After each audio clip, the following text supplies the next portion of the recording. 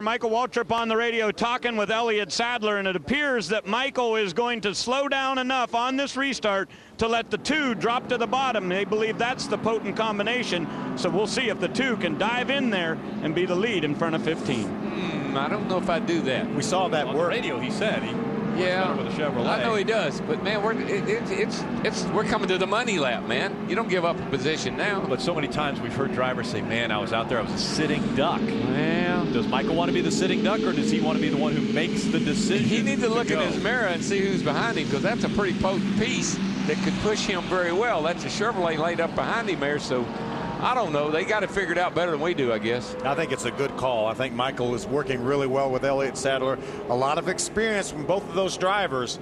I think they'd like to settle amongst themselves a little bit later on here. Elliott Sadler is leading this race. He had the choice of the inside or outside line. He chooses the outside line as they come through the tri-oval. Green flag back in the air. Down to the bottom of the racetrack goes Elliott Sadler, just as it was planned.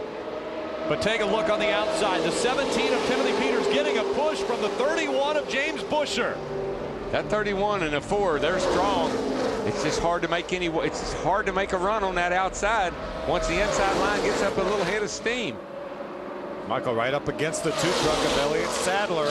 This time by, it will be the final 10 laps for the season opener from Daytona International Speedway. And look at the 31 and the 4. They just continue to go to the back.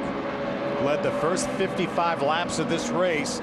Now he's going to have a little bit of momentum, but we haven't seen it from the outside. We haven't seen them gain that many positions. There's Michael in the 15. You got Dylan in the 3. It's February the 18th. Oh, yes. Yep. 10 years ago. 10 years ago today.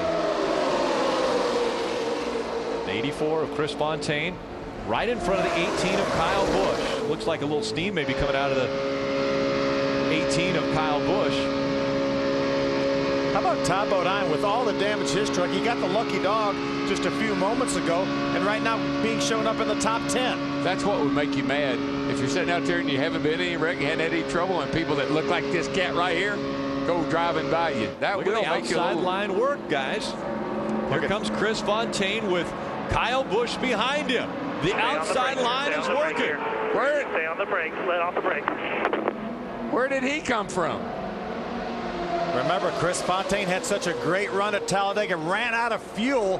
Right now, Kyle Busch may not even know who Chris Fontaine is, and right now they're acting like teammates. Well, you know what? There's always a surprise when you come to Daytona.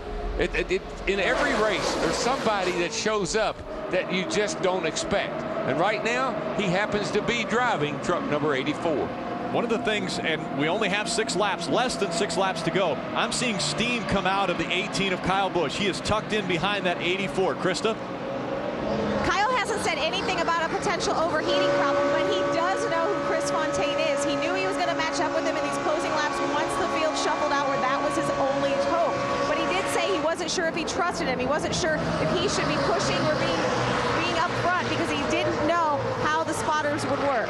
How about this? Chris Fontaine in front of the field at Daytona International Speedway. He's got his hands full with Kyle Busch shoving from behind. Kyle Busch will blow up. He's going to blow that thing up, but he is not going to get out behind him. More steam coming out of that 18 truck.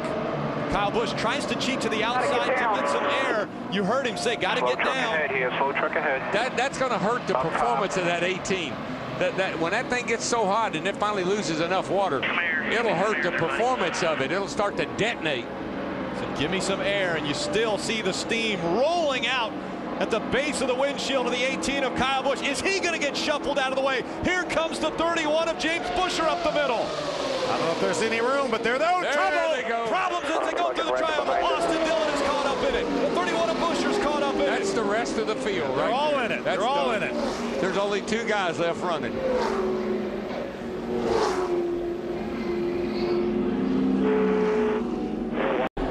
Pace truck has made its way onto pit road. Here we go. First attempt at a green-white-checkered. Elliott Sadler, Michael Waltrip, green flag back in the air. And there he goes, letting him right down in front of him like they did on all the other restarts. Now Cobb also tucking in behind the 7 of Miguel Paludo. Remember, we got 2 Toyotas. Miguel Paludo's in a Toyota. Elliott Sadler's in a Chevrolet. But now Michael's got people behind him, and he doesn't really know for sure what they can or will do. Down the back stretch they go. Elliott Sadler, Michael Waltrip, 1 and 2. Remember, a Chevrolet has never won here in the Truck Series at Daytona. 2 by 2 back there for the 4th position. Timothy Peters in the 17 trying to get that outside line to run. Just can't, boy, it takes too many laps to get there from the outside. Coming out of 4. White flag will be in the air. One more time around Daytona. Elliott Sadler, Michael Waltrip, 1 and 2. It's going to be between those two guys. They have actually gapped everybody else. So I think it's going to be between them. And boy, Michael's getting a little aggressive now. He's starting to work that back bumper. I thought he was going to pick the rear wheels off the ground. Yeah, he's not going to give it to him. He said, you're going to have to earn it, dude. They pulled away from the pack. Down the back stretch they go. Can the pack catch them by the time they get out of turn 4? Remember, the next flag will end this race. Look at how Michael's got the whole back end of the 2 truck of Sadler off the ground. Into 3 and 4. Elliott Sadler looking for his 2nd win in the Camping World Trucks. Michael Waltrip has never won in a truck, but he's won here twice. Here he Coming comes. to the finish line. He got him. Mikey, you got him. Got it. All right. Hell yeah. Hey, guys, look at the rear spoiler on Mikey's truck.